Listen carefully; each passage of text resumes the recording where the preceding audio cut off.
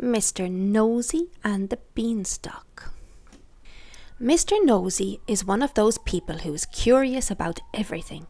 If he comes across a parcel, he will start to wonder what's inside it. And the more curious he becomes, the more he has to know.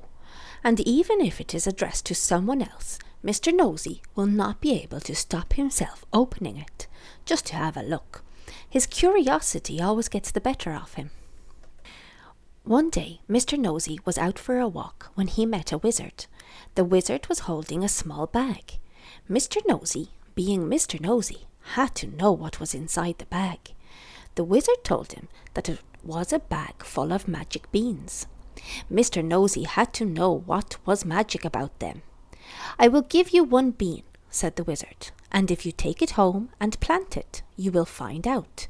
That is, if you're sure that you want to find out." What a silly question. Of course Mr Nosey was sure he wanted to find out.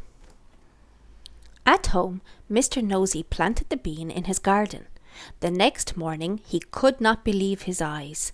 There in the middle of his garden was a giant beanstalk that stretched up into the clouds. As Mr Nosey admired the beanstalk, a thought occurred to him. What could be at the top of the beanstalk? The more he thought this thought, the more curious he became, and the more curious he became, the more he had to know. So he began to climb the beanstalk. He climbed, and he climbed, and he climbed, right up into the clouds. And when he reached the top, he could not believe his eyes. For the second time that day, there in the clouds was a giant castle. And then a thought occurred to him. Who might live in a castle in the clouds? And the thought grew into curiosity, and the curiosity got the better of him. So he set out across the clouds to the castle. The giant castle had a giant door, and in the giant door there was a giant keyhole. Mr Nosey cannot pass a keyhole and resist the urge to have a peek, and this time was no different. Except that this time it was different because Mr Nosey could fit through the keyhole. Oh. Once inside, it quickly became apparent that the who lived in a castle was a giant. Now you or I would have sensibly left as fast as we could. In fact, we would not have been there in the first place. But Mr Nosey, as you can guess, could not resist having a look around. Mr Nosey went into the giant's kitchen, and in the corner there were 3 small cupboards.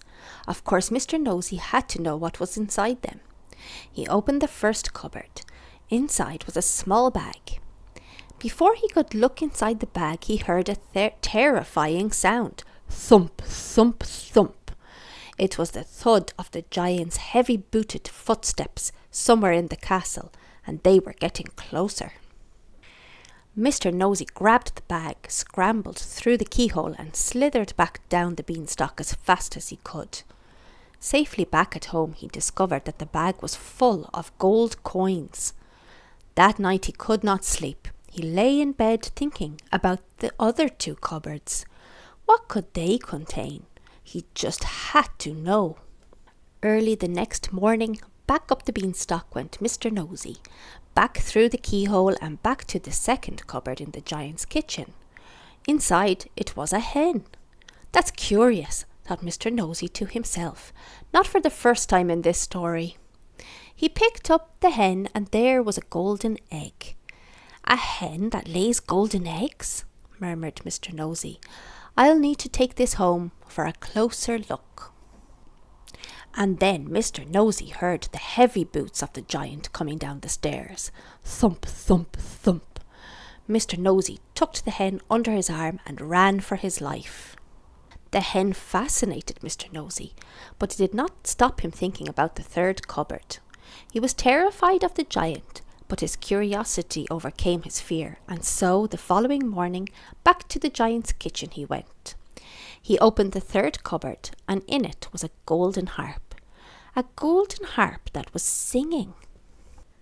Mr Nosey sat and listened to the harp. He felt safe, knowing that he would be able to hear the giant's loud boots coming. But the giant was wearing his slippers that morning. which is how he caught Mr Nosey. "So you're the thief," boomed the giant. "I have a mind to grind your bones to make my bread." Mr Nosey's eyes nearly popped out of his head.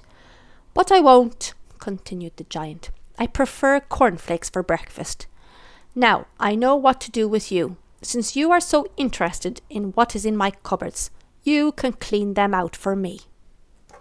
And Mr Nosey did. It took him 3 whole days. Giants' cupboards are, well, giant. "Now let that be a lesson to you," said the giant.